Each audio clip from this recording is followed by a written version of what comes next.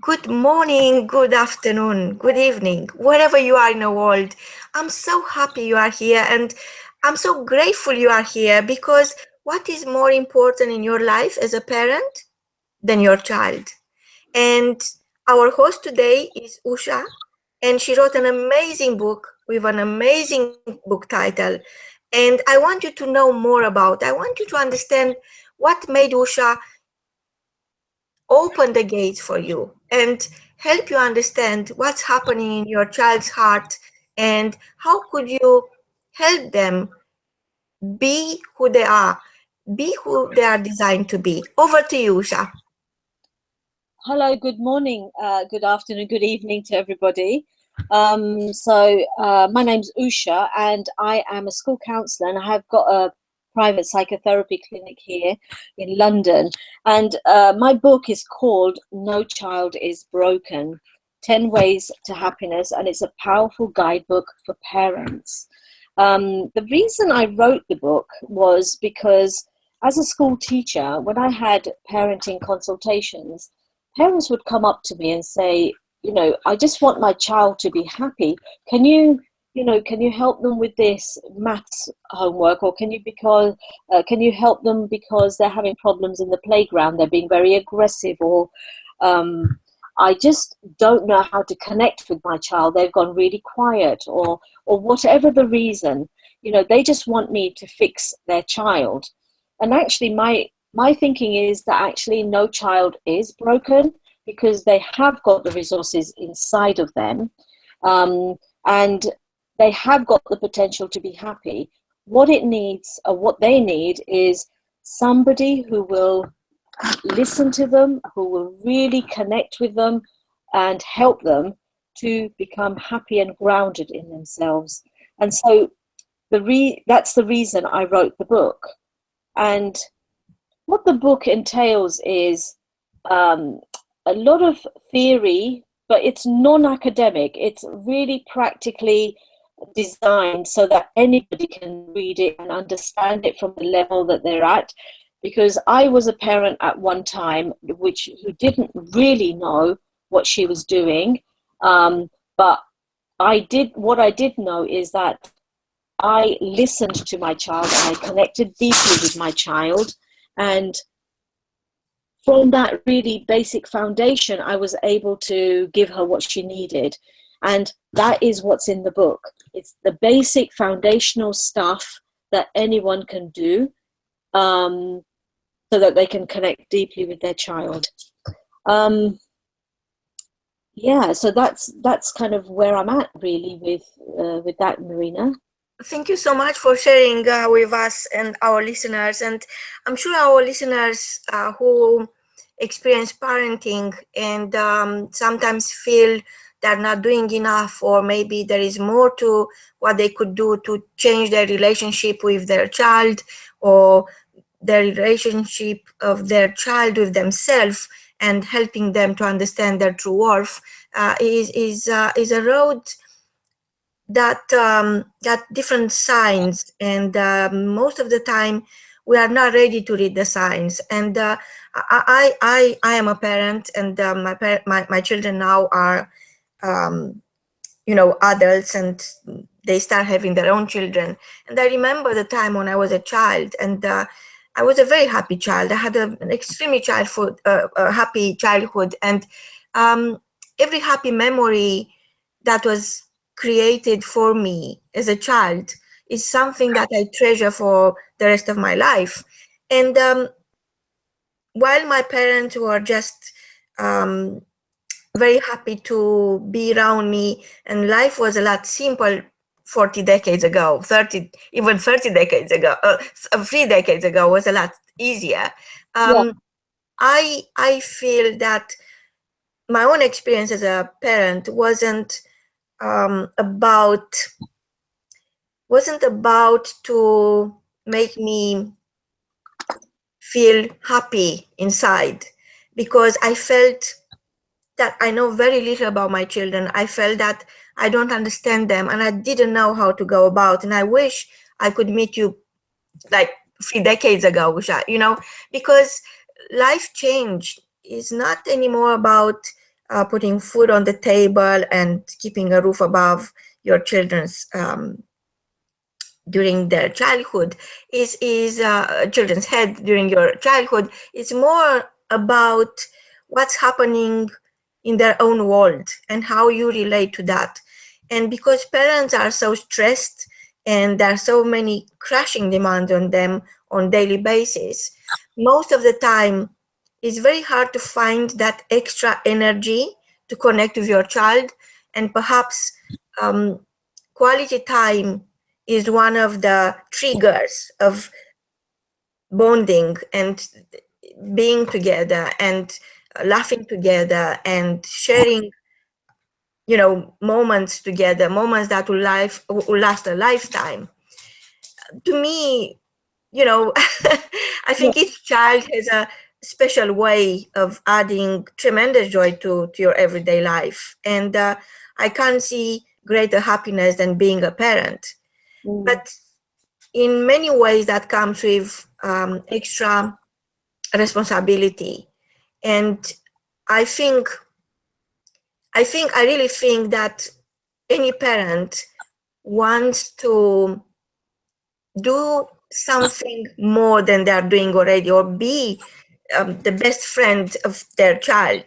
But it's increasingly difficult because society is moving in ways that perhaps we are not ready for, and technology takes a lot of part of our daily life, and the child will spend a lot of time in front of a computer or on their phone.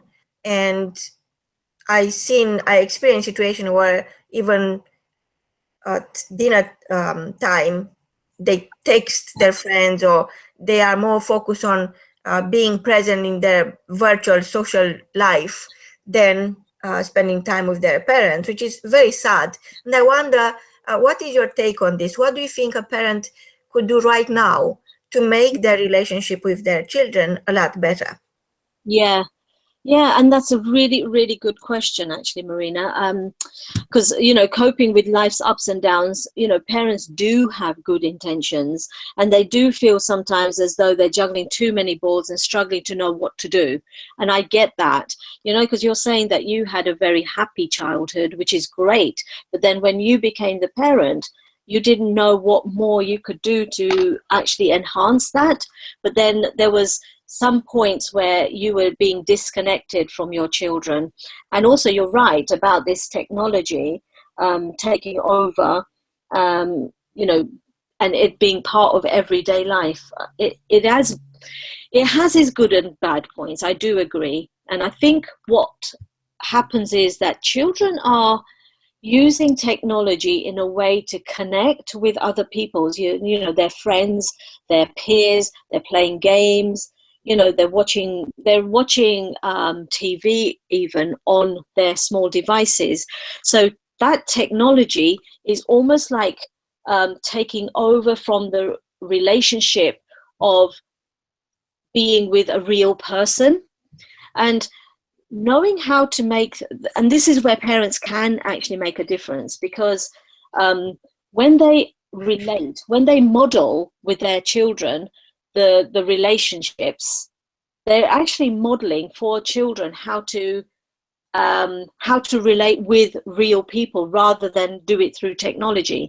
Because what they're not getting a lot of the time is what we had, I suppose, when we were children. I know that when I was a child, there was not actually that much fear of children getting together, like my friends, my siblings, my neighborhood kids. We all used to get together and we would run around in the fields and have fun, and we would be back home for bath and bedtime, dinner and bedtime. And there was less anxiety and fear for parents, so they could let their children do that. Whereas today, how life is moving, and the fear of not having the safety out there, especially with what technology is bringing, means that children are having to stay indoors more, and the way that they can connect by being indoors is through technology. So that is a good point, But the bad point of the technology is that it's actually breaking off other connections, because children are then getting into maybe chat rooms or places where they're really not appropriately aged to do that. So this is where the disconnection then happens. So now the kinds of children that I work with in the work that I do are mainly children that have got or they exhibit physical or emotional and social behavioral concerns, and that leads them to having anxiety and depression and, you know, addiction, leading to self-harm even. So I'm talking about children that have really gone, they didn't have the nurturing or the you know, the connection with their parents. And I'm not saying here, and I'm not blaming parents here either, because like you say, that when you became a parent, Marina, you were doing the best that you could, but there was some kind of disconnection, and that's what I'm talking about here. So we grow up as parents, we grow up and then become parents, and we parent in the same way that we were parented, forgetting that actually life has moved on. And what we need to do as parents is, it's almost like a computer program. We need to upgrade our thinking, and understand that actually children's issues, children's experiences, children's way of being is so different than, you know, when we were children. So as parents, we need to learn and re-educate ourselves so that we can be better parents. And that is what my book is hoping to do. So all the things that I've learned as a parent, as a teacher, as a therapist, all of those things that I've learned, I've put it in a book with all the practical lessons. So the book has also got 10 lesson plans that I have used over and over again with children that have got social, emotional, and behavioral concerns, and they actually turn around. And it is the parents of these children that came up to me and said, you know, they thanked me so much and said, you know, I don't know what you've done with my child, but they are so much more better. They're more academic, they're happier, they're more joyful, they're singing, and, you know, they're letting me help them with homework, they're helping in the house, you know, they're a little bit more, less stress-free rather than more. So they're less stress-free. You know, Usha, what you are saying is almost like a wake-up call, because you are right. Children are exposed to an adult life, and it's almost as if there are no stages to become an adult. You have to mature very quickly if you want to, you know, save yourself. And the Yeah, parents they feel powerless as well. Luckily for me, I was spending a lot of time working for myself. I was spending all the time with my children, and actually till they left home just a few years ago, I never been away from home myself. So only yeah, when I retired and they took control of their own life and they moved away, I could travel the world and I could have my own life. Before that, I was so concerned about their well-being that I never had a weekend away from them, not even one night for decades. yeah, And it is worth paying the price, but you are coming with a solution now to help parents understand their children's world and what they face, and understanding that they become part of their journey rather than being constantly worried or thinking that they're not good enough as parents, or they're failing, or making their children feel that they're failing. And I know I have amazing examples of people who sacrifice their own life to focus on their children's well-being. But is that the solution? Of course not, because you as a parent have to live your own life as well Yeah. until it's too late. And there is sort of that old saying that the way to have to hell is paved with good intentions. So of course each parent got the very fabric of being a parent is loving your children, and yet so many parents feel they are failing, and so many children um, experience a disconnect from their own parents, and then it's very hard to connect with anyone else, because once that connection is broken, there are issues of trust and issues of um, confidence and self-esteem, and it's very, very hard to rebuild you as an adult after you've been through a difficult childhood. So I remember when my children were very young, I decided to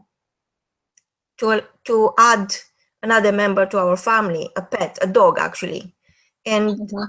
they were in charge of taking care of the dog. Yeah. And that was a very humbling experience for me as well, because it wasn't only um, allowing them to take control of their responsibilities and see how great they are and have that feeling, that connection with somebody who needs you, but also made me understand that I can trust them.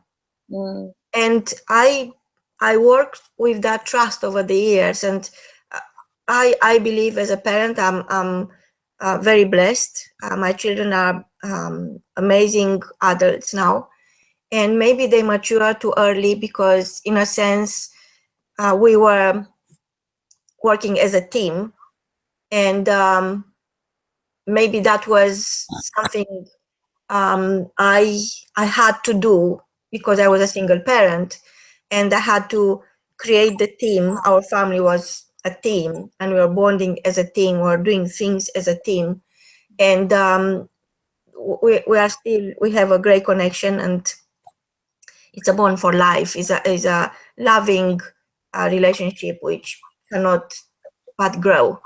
But I have friends, and they're telling me how they can't reconnect with their children, and that's a major, major issue, because as you age and your mission as a parent never ends, but when the children move home, they leave their nest, then you are left behind, and you feel you are left behind with nothing. What is your advice for the parents who now they could have their life back, but they lost their child? Oh, wow. You've actually touched on so many points, Marina, and I'd like to actually pick on some of those actually. But for the child for the parent whose child gets left behind, I will come back to that because that actually happened to me. uh, Yeah. so you talked a little bit about, how, some children are having to mature very early. And actually, that is so, so true. So many parents, and again, I'm not blaming parents here, it's just how it is. If we look back in history, parenting wasn't, or parent children rather, were treated as chattels, objects, and they were treated as if they were bringing in money, because children were actually used to work on the farms and in the industrial age, in the machines and so on. So they were actually bringing in money. And then, things changed. We had things like technology, we had science that explained how the brain works, and which also went on to explain that children are not mini adults. They actually don't, their brains are not developed enough yet, and so they need a different kind of nurturing. And it was John Bowlby, who is like the father of attachment theory, and he talks about the importance of bonding, and so the word parenting came into being, and that's only in the last, I don't know, 60 years or so. And so it's changed, the whole thing has changed. So parents are in a state of, I don't know what I'm doing now. What am I supposed to be doing with my child? There's this thing about nurturing your child. There's also this thing about not hitting your child, and the legal elements of all of that, which means that children are having to mature a lot more quickly, because society has put a lot of pressure on parents to do parenting, and parents are feeling a little bit powerless, because you've got to also remember that parents parent in the way that they were parented. So the way that their ancestors parented them is how they are going to be in their own home lives. I mean, you're talking about how wonderful it was for you as you were growing up, and how you, even as a single parent, able to create the right environment, a loving relationship, for your children, where they were able to be that mature, take on that maturity, but also be rounded with that. And I think that some parents find it difficult to do that because of their own issues that come forward. Because what happens is, when parents have children will tend to trigger things that were unfulfilled with them. So parents are then having to deal with their own issues as well as be there for their child.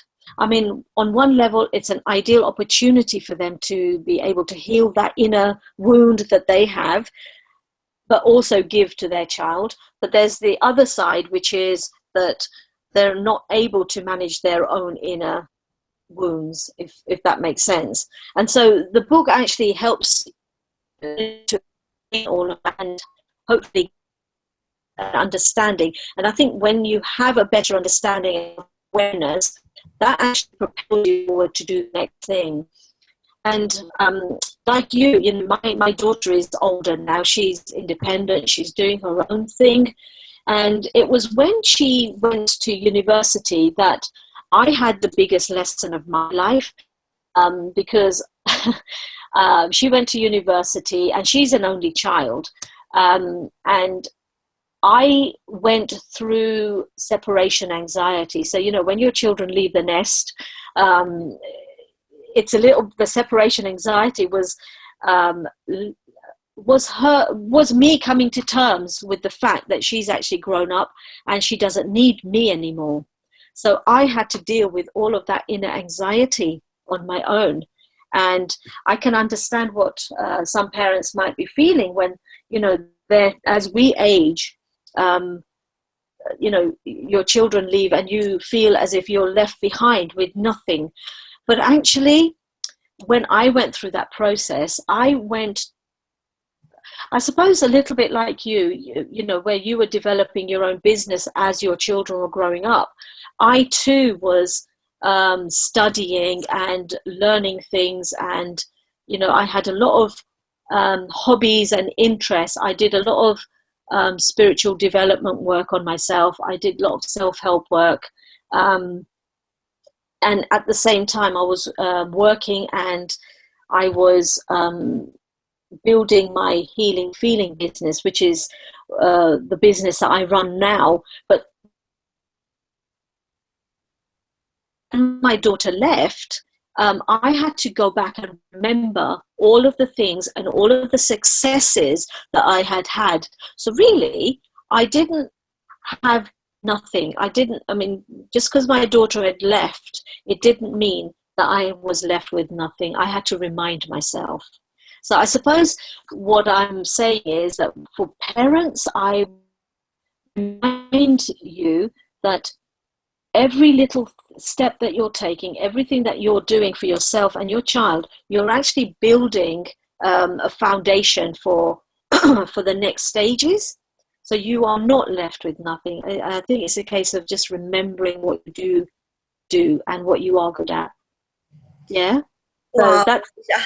Yes, this is really part of the journey, because this life is not about finding yourself or not even about creating yourself. It's about the chance of delivering yourself, your inner child, and stay pure heart and understand that the greatness you carry, some of that, it will develop into your own child, because they will definitely model, like you said, um, you as a parent when they will become parents. And remember all the time that creating great memories are going to be the bricks for their own edifice, for their own life. And I know we don't have much time left now, unfortunately. oh, Of course, I would love to have you back, and I'm sure our listeners will absolutely love to learn more and hear more from you. And I just think that for now, the best thing for every single parent out there is to go and order your book. What is the best place where they could find your book, Usha? oh, that's a really thank you so much for that, Marina. The place that they can go to get the book is to go to my healing-feeling.com / no child is broken free. And that will take you to a page where you can actually sign up and download the book for free, actually. Wow, what a great gift of life for our feelings, for our process of healing. And from our listeners is a huge thank you to you, Usha. And we can't wait to have you back. From both of us, until next time, is goodbye. Thank you and goodbye. Thanks very much.